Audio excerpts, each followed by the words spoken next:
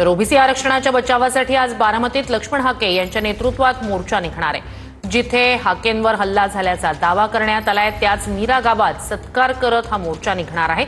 शरद पवार यांनी जरांगे नावाचं भूत ओबीसींच्या मानगुटीवर बसवलंय असा आरोप हाके यांनी केलाय। बारामतीकरांनी बीडमध्ये जाऊन ज्या जरांगेच्या बेकायदा मागण्याला पाठिंबा दिला, जरांगेचं आंदोलन उभं केलं, हे सगळं पाप, ओबीसीचं आरक्षण घालवण्याचं पाप हे शरदचंद्रजी पवारांनी डायरेक्ट केलं आणि इनडायरेक्ट अजितदादा पवारांनी केलं। डायरेक्ट शरदचंद्रजी पवारांनी हे जरांगे नावाचं भूत ओबीसींच्या मानगुटीवर बसवलं। JR द्वारे आता रांग लावून ओबीसी मध्ये हे मराठे घुसतील। साधारणपणे 1 महिन्यानंतर ओबीसीचं आरक्षण संपुष्टात आलेलं असेल।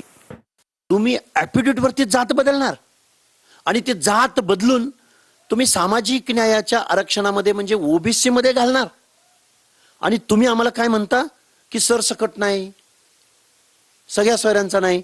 हे 3 शब्द जे आहेत, गावातील, कुळातील आणि नातेसंबंधातील, हे सगळ्या सोयऱ्याचा बाप आहे, हा सरसकटचा बाप आहेत हे 3 शब्द।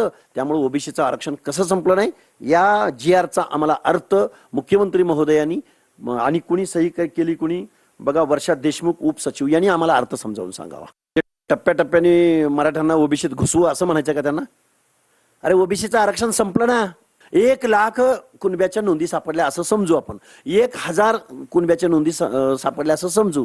त्यांच्या त्या कुणब्यांच्या नावापुढं कुठली नावं आहेत, कुठली आडनाव आहेत, कुठले गाव आहेत असं काही सापडलंय का?